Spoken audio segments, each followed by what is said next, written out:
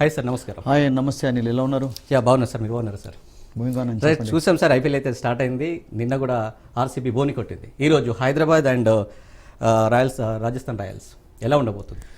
Absolutely, నిన్నైతే ఒక fantastic start అని చెప్పాలి. ఎందుకంటే నిన్న చాలామంది వర్షం పడవచ్చు, మ్యాచ్ జరగకపోవచ్చు అనుకున్నాం, బట్ ఫుల్ మ్యాచ్ కొనసాగింది and RCB were fantastic. And ఈరోజు కూడా నేను అనుకుంటాను అంతే అద్భుతంగా మ్యాచెస్ కొనసాగవచ్చు. నిన్న ఆఫ్కోర్స్ చివరికి కొంచెం వన్ సైడెడ్ అయిపోయింది, ఎందుకంటే విరాట్ కోహ్లీ మీరు చెప్పినట్టుగా అద్భుతంగా ఆడాడు, చివరి వరకు నాట్అవుట్గా ఉన్నాడు. Salt was brilliant, actually the bold well in the middle. ఆ తర్వాత ఒక మంచి విక్టరీ సాధించారు. సో ఈరోజు కూడా నేను అనుకుంటాను వర్షం అయితే ఇప్పుడు ఏం పెద్ద ఇంటరప్షన్స్ ఇక్కడ హైదరాబాద్లో కనబడలేదు. సన్నీ హియర్ టుడే, మనం కూడా ఆశించాలి. అండ్ చెన్నైలో కూడా వెదర్ అద్భుతంగా ఉందని చెప్తున్నారు. And full day 2 matches and super Sunday నేను అనుకుంటాను క్రికెట్ లవర్స్ కానీ అందులో డౌటే లేదు. అండ్ సన్ రైజర్స్ హైదరాబాద్ మీరు చెప్పినట్టుగా ఫైనల్లో ఆడారు లాస్ట్ ఇయర్, బ్రహ్మాండమైనటువంటి ప్రదర్శన కనబరిచారు. And Travis Head and Abhishek Sharma మామూలు రికార్డ్స్ కాదు. పవర్ ప్లేలోనైతే ప్రతి మ్యాచ్లో కూడా వాళ్ళు 80, 90, 100, 120 అలా స్కోర్ చేయడం చూసాం. సో ఈ సంవత్సరం అఫ్కోర్స్ ఇంకా ఎక్స్పెక్టేషన్స్ ఎక్కువగా ఉన్నాయి వాళ్ళపైన, ఎందుకంటే అభిషేక్ శర్మలో మరింత కొంచెం మ్యాచ్యూరిటీ కనబడింది అండ్ మరింత వేగంగా కూడా ఆడుతున్నారు. రీసెంట్గా ముగిసినటువంటి సిరీస్లో against England scored brilliant 100 also. అందరినీ మరొకసారి సైలెన్స్ చేశాడు తన యొక్క వండర్ఫుల్ పర్ఫార్మెన్స్ తోటి. అండ్ హెడ్ కూడా మంచి ఫామ్లో ఉన్నాడు, మంచి స్ట్రాంగ్ బ్యాటింగ్ లైనప్ ఉంది. And Cummins as a leader, Shami వచ్చాడు వాళ్ళకి టీంలో, సన్ రైజర్స్ హైదరాబాద్ టీంలో. సో జంపా ఉన్నాడు. So I think they have got a fantastic lineup. Klaasen and ఎంత తక్కువ మాట్లాడుకుంటే అంత మంచిది నితీష్ కుమార్ రెడ్డి విషయం, ఎందుకంటే తెలుగు కుర్రాడైతే అందరినీ ఎదరగొడుతున్నాడు తన వండర్ఫుల్ ప్లే తోటి. సో మొత్తానికి టీం స్ట్రాంగ్గా ఉంది. అండ్ ఈసారి మీరు అన్నట్టుగా ఎక్స్పెక్టేషన్స్ ఫైనల్లో లాస్ట్ టైం ఓడిపోయినారు అండ్ టైటిల్ గెలవాలని చెప్పి అందరూ ఆశిస్తున్నారు. అండ్ మనం కూడా రాజ్న్యూస్ తరఫున వాళ్ళకు స్పెషల్ విషెస్ తెలియజేద్దాం, because they are a very good side, no doubt అండి. రైట్ సార్, నిన్న మ్యాచ్ అయితే చూసాము, చాలా అయితే అద్భుతంగా జరిగింది. సో నిన్నటి మ్యాచ్ ప్రభావం ఈరోజు మ్యాచ్కి ఏ విధంగా ఉండే అవకాశం ఉంది? ఫస్ట్ ఆఫ్ ఆల్ ఏంటంటే ఒక మ్యాచ్లో మంచి స్కోర్స్ చూసిన తర్వాత ప్లేయర్స్ చాలా ఎక్సైటింగ్గా ఉంటారు, అంటే వాళ్ళ టీంలో కూడా వాళ్ళు పర్ఫామ్ చేయాలని చెప్పి.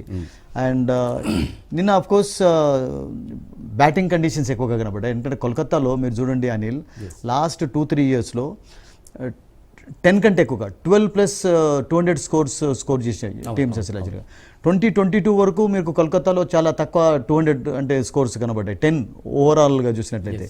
సో కోల్కతాలో మీకు బ్యాటింగ్ కండిషన్స్ మరింత మెరుగుపడుతున్నాయి అండ్ బ్యాటింగ్కి అనుకూలంగా ఉంటుంది పిచ్ కూడా. స్ట్రోక్ మేకర్స్ ఇష్టపడతారు, బాల్ అనుకున్నట్టుగా బ్యాట్ పైన వస్తుంది. నిన్న చూసాం కదా, బాల్ ఇట్లా టైమింగ్ చేసిన తర్వాత కొంచెం అవుట్ఫీల్డ్ స్లోగా ఉన్నప్పటికీ కూడా, బికాస్ క్విక్కెస్ట్ అవుట్ఫీల్డ్ ఉన్నటువంటి ప్లేస్ అదే, బట్ అయినా కానీ అక్కడ బౌండరీస్కి ఎలా దూసుకొని వెళ్ళిపోయిందో చూసాం. సో కండిషన్స్ చక్కగా ఎంజాయ్ చేశారు, హ్యూజ్ క్రౌడ్స్ నిన్న ఫస్ట్ మ్యాచ్. అండ్ కొన్ని మంచి విన్యాసాలు చూసాం మ్యాచ్ కంటే ముందు. సో అనుకున్నట్టుగా ఒక కిక్ స్టార్ట్ అయితే టోర్నమెంట్కు. మీరు అన్నట్టు కూడా సార్, నిన్న కర్ణాటకలో జరిగిన అది హిడెన్ గార్డెన్స్లో అది బ్యాటింగ్ స్పీచ్ అయితే చాలా బాగుంటుంది. అబ్సల్యూట్లీ. సాల్ట్ మన కోహ్లీ వాళ్ళ పార్ట్నర్షిప్ అయితే అద్భుతంగా చెప్పారు. సాల్ట్ ఒక రకంగా చెప్పాలంటే Anil rubbed salt into his past team అని చెప్పాలి, ఎందుకంటే బికాస్ ఈ played for Kolkata last season and చాలా మంచి బ్యాటింగ్ కనబడ్చాడు లాస్ట్ సీజన్లో కూడా. అండ్ కోహ్లీ మీరు చూడండి అనిల్, అతని ఐపీఎల్ హిస్టరీలో ఎంతమందితో ఓపెన్ చేస్తూ వచ్చాడు అసలు యాక్చువల్గా, చాలా మందితో ఓపెన్ చేస్తూ వచ్చాడు. అండ్ ఎవరితోటైనా కానీ ఈజీగా అడ్జస్ట్ అయిపోతాడు. అండ్ సాల్ట్ అఫ్కోర్స్ స్టార్ట్ ఇచ్చాడు ఫస్ట్ ఓవర్లోనే ఒక బౌండరీ, మరొక బౌండరీ, తర్వాత కపుల్ ఆఫ్ సిక్సెస్. అండ్ కోహ్లీకి కూడా కొంచెం ఉత్సాహం పెరిగిపోయింది అతన్ని చూస్తూ కూడా. అతని క్లాప్స్ అతన్ని కూడా ఆడుతున్నప్పుడు అద్భుతంగా అప్రిషియేట్ చేయడం చూసాం మనం. సో ఈ was brilliant actually. And that partnership actually నేను అనుకుంటాను వాళ్ళకు ఒక బిగ్ కాన్ఫిడెన్స్ ఇచ్చింది. అండ్ ఈ కాన్ఫిడెన్స్ వాళ్ళు కొనసాగించాలి రైట్ టు ద టోర్నమెంట్, ఎందుకంటే గతంలో కూడా మనం చూసాం ఒక మంచి స్టార్ట్ అయిన తర్వాత కూడా ఐపీఎల్లో కొంచెం తడబడడం చూసాం ఆర్సీబీ. సో అలా కాకుండా ఉండడం చాలా చాలా ఇంపార్టెంట్ ఆర్సీబీకి. And let's expect they continue that actually. Sir ఇంకోటి మనం చూడవచ్చు, ఇప్పుడు ఎస్ఆర్హెచ్ ఒకవేళ టాస్ గెలిస్తే బ్యాటింగ్ ఎంచుకుంటే బాగుంటుందా సార్, బౌలింగ్ ఎంచుకుంటే బాగుంటుందా? నిన్నటి కండిషన్స్ ప్రకారం అయితే బౌలింగ్ అనుకున్నాం మనం, డిస్కషన్లో కూడా బౌలింగ్ తీసుకున్నారు, ఎందుకంటే కొంచెం అవుట్ ఫీల్డ్ కొంచెం స్లోగా ఉండడంతో స్టార్టింగ్లో వెట్ కండిషన్స్ ఉన్నాయి కనుక. హైదరాబాద్లో టాస్ గెలిచిన తర్వాత ఫస్ట్ బ్యాటింగ్ చేయడం ఇంపార్టెంట్ అండి. It's a day match. And మీకు సెకండ్ టైం బౌలింగ్ చేసినప్పుడు డ్యూ ప్రాబ్లం ఏముండదు ఇక్కడ హైదరాబాద్లో. మీకు చెన్నైలో ఉంటుంది, హ్యూమిడిటీ ఎక్కువగా ఉంటుంది, కనుక మీకు డ్యూ ఉంటుంది. బట్ హైదరాబాద్లో డే మ్యాచ్ కనుక అండ్ దట్ టు బ్యాటింగ్ అనేది హైదరాబాద్కు మెయిన్ స్ట్రెంత్. వాళ్ళ బ్యాటర్సే లాస్ట్ ఇయర్ వాళ్ళని ఫైనల్లోకి తీసుకువెళ్ళారు. బ్యాటర్సే చివరిలో ఫైనల్లో అసలు యాక్చువల్గా కొంప ముంచారని చెప్పాలి, తక్కువ స్కోర్ అవుట్ అయిపోయినారు. సో బ్యాటింగ్ ఎప్పుడైతే మీకు లైనప్ అద్భుతంగా ఉంటుందో, because they have got batters till Pat Cummins వరకు లైనప్ ఉంది. నితీష్ కుమార్ రెడ్డి, తర్వాత మీకు క్లాసెన్, మీకు ఈశాన్ కిషన్ రావడంతో నేను అనుకుంటాను కొంచెం స్ట్రెంగ్త్ పెరిగినట్టుగా చెప్పాలి. ఎందుకంటే ఈశాన్ కిషన్ ఈజ్ యాక్చువల్లీ అతనిలో కొంచెం హంగర్ ఉంది, ఇండియన్ టీంలో మళ్ళీ తిరిగి రావాలన్నటువంటి హంగర్ ఉంది. సో దాంతో నేను అనుకుంటాను you know is going to play key role. Because Ishan Kishan actually ముంబైకి ఆడుతున్నప్పుడు కూడా చాలా అద్భుతమైనటువంటి ఇన్నింగ్స్ ఆడాడు playing with Rohit Sharma. So నేను అనుకుంటాను is going to be key player for them. అవును సార్, గతంలో కూడా మనం ఎస్ఆర్హెచ్ టైటిల్ అయితే కోల్పోవడం చూసాం. అంటే ఈసారి ఎలా ఉంటుంది sir? That was last year Anil. You know last year లాగా లాస్ట్ ఇయర్ వాళ్ళు అయితే మరి రికార్డ్స్ కూడా సృష్టించారు మీరు పవర్ ప్లేలో, అద్భుతమైనటువంటి రికార్డ్స్ సృష్టించారు, మామూలుగా కాదు. మనం ఇంతకుముందు చెప్పినట్టుగా 80, 90, 100, 120. So I think they were brilliant in every match. వాళ్ళకు మెయిన్గా బ్యాటింగ్ స్ట్రెంత్ అనేది హెల్ప్ చేసింది. And that Nitish Kumar Reddy last year ఐపీఎల్లో అంత అద్భుతంగా ఆడడంతో ఇండియన్ టీంలోకి రావడం చూసాం. సో నేను అనుకుంటాను ఈ సంవత్సరం కూడా అతని నుంచి చాలా ఎక్స్పెక్టేషన్స్ ఉన్నాయి. అండ్ ఆస్ట్రేలియాలో సెంచరీ సాధించిన తర్వాత మంచి పర్ఫార్మెన్స్ తర్వాత మరింత హోప్స్ పెరిగాయి. అండ్ నేను అనుకుంటాను ఇప్పుడు ఫిట్గా కూడా ఉన్నాడు. ఈ should definitely plays key role in Sunrisers Hyderabad innings because is a key player. Yes sir. చూడదు సార్, నేను అంటే వర్ష ప్రభావం అయితే ఏం ఉండొద్దు అని ఆశిస్తున్నాం కదా, ఒకవేళ ఉంటే ఎలా ఉంటుంది సార్? ఒకవేళ choice 1% choice I don't think rain అయితే ఇప్పుడైతే ఛాన్స్ కనబట్టలేదు. మనం ఇప్పుడే కొంతసేపటి క్రితం మన రిపోర్టర్ అక్కడి నుంచి మాట్లాడడం కూడా చూసాం. It's Sunny in Hyderabad actually, and ఎటువంటి రెయిన్ ఫోర్కాస్ట్ అయితే లేదు ఇప్పుడైతే ఎట్ ప్రెజెంట్. బట్ సడన్ గా ఇప్పుడు అన్సీజనల్ రెయిన్స్ అయితే we have seen happening in all over the country actually. కోల్కతాలో కూడా సడన్ గా వాన పడడం, కపుల్ ఆఫ్ డేస్ వాళ్ళు ప్రాక్టీస్ చేయలేకపోవడం మనం చూసాం. సో నేను అనుకుంటాను they don't have any problem actually. Okay sir. And Rajasthan Royals వాళ్ళ టీం ఎలా ఉండబోతుంది, ఎలా ఆడుతారు? అంటే బౌలింగ్ వాళ్ళు బాగుంటుందా సార్, బ్యాటింగ్?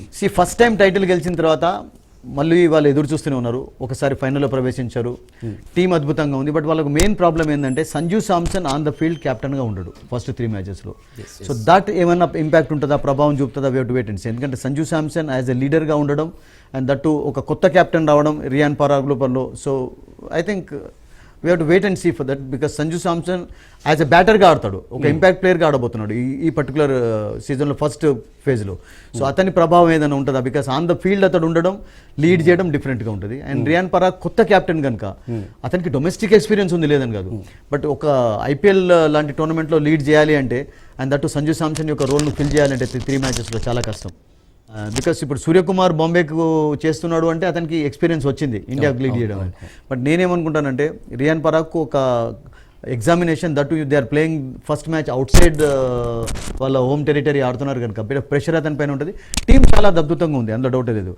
చాలా మంది ఏమనుకున్నారంటే సంజు శాంసన్ ఎప్పుడైతే ఫస్ట్ 3 మ్యాచెస్కు యాజ్ కెప్టెన్గా దూరం అవుతున్నాడో అసలు యాక్చువల్గా కెప్టెన్సీ బాధ్యతలను యశస్వి జైస్వాల్కి ఇస్తే బాగుండేదని చెప్పి అనుకున్నారు. బట్ యశస్వి జైస్వాల్ నేను అనుకుంటాను స్టిల్ అతను కూడా యంగేనండి, ఎందుకంటే 20+ ఉన్నాడు.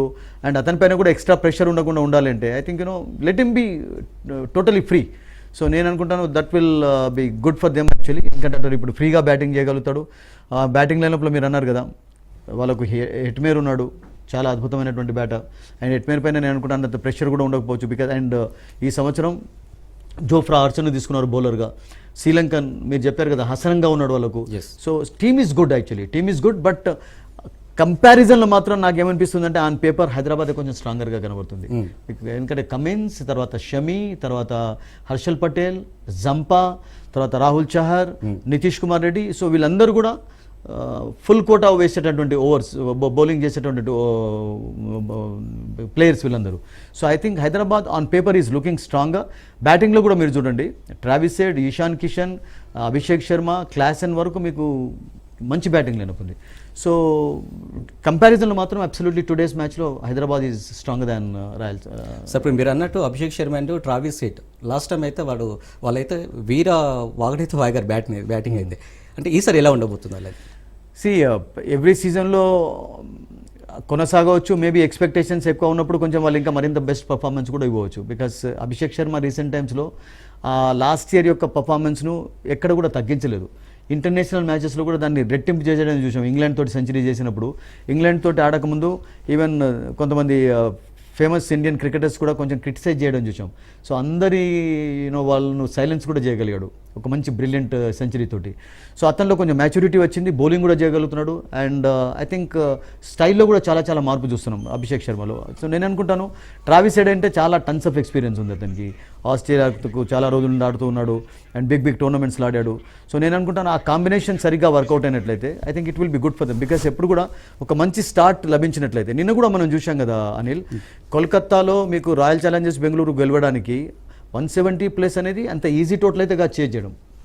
ఎందుకంటే బాల్ కొంచెం ఓల్డ్ అయిన తర్వాత we saw a different situation చూసాం. అండ్ బాల్ కొంచెం న్యూగా ఉన్నప్పుడు పవర్ ప్లేలో రన్స్ వచ్చాయి. పవర్ ప్లేలో even Kolkata also scored runs actually. And ఆ తర్వాత ఆ స్టార్ట్ వాళ్ళు అందించారు same Salt and Virat Kohli కలిసి. సో దాంతో వాళ్ళకు కొంచెం చేజింగ్ అనేది ఈజీ అయిపోయింది మధ్యలో కపుల్ ఆఫ్ వికెట్స్ కోల్పోయిన తర్వాత కూడా.